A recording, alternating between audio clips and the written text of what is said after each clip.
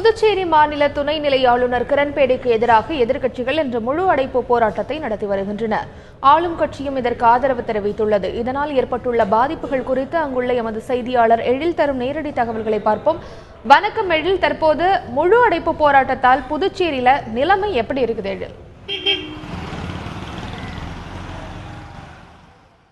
புதுச்சேரி ஆளும் காங்கிரஸ் அரசு உத்தரவில்லாமல் மத்திய உள்துறை அமைச்சருக்கு துணைநிலை ஆளுநர் கிரண்பேடி பாஜகவை சார்ந்த 3 பேருக்கு நியமன எம்எல்ஏக்களாக பரிந்துரை செய்யுமாறு ஒரு கடிதத்தை அனுப்பினார். இந்த கடிதத்தின் அடிப்படையில் மத்திய உள்துறை அமைச்சகமானது பாஜகவை சார்ந்த 3 பேரை நியமன சட்டமன்ற உறுப்பினர்களாக நியமித்தது. இதனைத் தொடர்ந்து புதுச்சேரி சட்டப்பேரவையில் பதவியேற்பதற்காக பாஜகவை சார்ந்த 3 பேர் சட்டப்பேரவை தலைவர் வைத்தியலிங்கத்திடம் அளித்தனர். ஆனால் வைத்தியலிங்கம் அவர்களுக்கு பதவி பிரமாணம் செய்வதற்கு கொஞ்சம் காலதாமதமாகும் என தெரிவித்தனர். இதனிடையே புதுச்சேரி துணைநிலை ஆளுநர் கிரண்பேடி அவர்கள் துணைநிலை ஆளுநர் மாளிகையில் ரகசியமாக பதவியேற்பு பிரகடனம் செய்து வைத்தார். இதனைத் தொடர்ந்து புதுச்சேரியில் உள்ள அதிமுக, காங்கிரஸ், திமுக, கம்யூனிஸ்ட் உள்ளிட்ட பல்வேறு அரசியல் கட்சி மற்றும் பல்வேறு அமைப்புகள் இன்றைய தினம் கிரண்பேடிக்கு எதிராக ஒரு முழு அடைப்பு பந்த் போராட்டத்தை அறிவித்தனர்.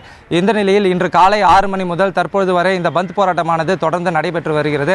இந்த பந்த் போராட்டத்தின் காரணமாக புதுச்சேரியில் அரசு மற்றும் தனியார் பேருந்துகள் எதுவும் இயக்கப்படவில்லை. வெளியூரிலிருந்து புதுச்சேரிக்கு வரும் பேருந்துகளும் இயக்கப்படவில்லை. இதேபோல் பிற மாநிலங்களிலிருந்து புதுச்சேரிக்கு வரும் பேருந்துகள் புதுச்சேரி எல்லையிலேயே தடுத்து நிறுத்தப்பட்டு அங்கிருந்து பயணிகள் நடந்து வரும் ஒரு அவல்நிலையே ஏற்பட்டுள்ளது. அதேபோல் புதுச்சேரியில் 2 பேருந்துகளின் பஸ் கண்ணாடிகள் உடைக்கப்பட்டுள்ளது. இதேபோல் புதுச்சேரி துணைநிலை ஆளுநர் கிரண்பேடி மற்றும் பாரத பிரதமர் நரேந்திர மோடியின் உருவமையும் எரிக்கப்பட்டது.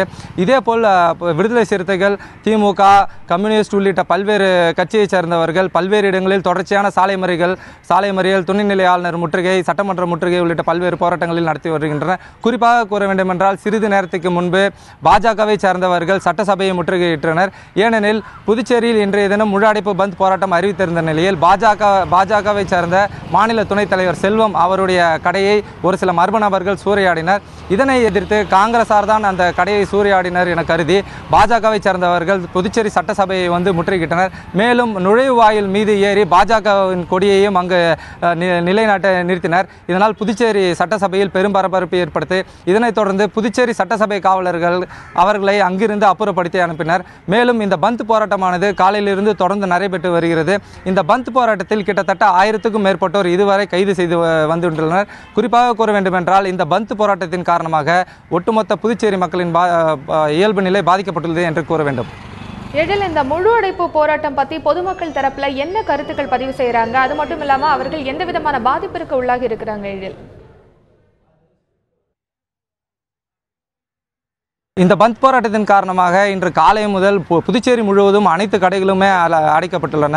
அத்தியாவசிய தேவையான பால், மருந்தகம் உள்ளிட்ட மளிகை கடைகள், காய்கறி கடைகள் உள்ளிட்ட அனைத்து கடைகளுமே மூடப்பட்டுள்ளன. இதனால் பொதுமக்கள் தங்களுக்கு தேவையான பொருட்களை வாங்க முடியாத ஒரு சூழ்நிலையே ஏற்பட்டுள்ளது. அதேபோல் புதுச்சேரியில் இருந்து வெளியூருக்கு செல்வதற்காக பேருந்து வசதிகள் இயக்கப்படாததனால் பயணிகள் மிகுந்த வேதனை அளித்துள்ளனர். அதேபோல் புதுச்சேரியிலிருந்து அக்கம் பக்கத்தில் உள்ள கிராமங்களுக்கு செல்வதற்கு சிறிய பேருந்துகள் கூட இயக்கவில்லை. ஏனெனில் இந்த பந்த் போராட்டத்திற்கு புதுச்சேரி ஆளும் காங்கிரஸ் அரசு ஆதரவு தெரிவித்திருந்தது. எனவே புதுச்சேரியில் இந்த புதுச்சேரி அரசு சார்பில் இயக்கப்படும் பேருந்துகள் கூட இயக்கவில்லை. ஒட்டுமொத்தமாக இந்த பந்த் போராட்டத்தின் காரணமாக புதுச்சேரி மக்களின் இயல்பு வாழ்க்கை பாதிக்கப்பட்டுள்ளது என்று தங்களுடைய வேதனையை தெரிவித்துள்ளனர்.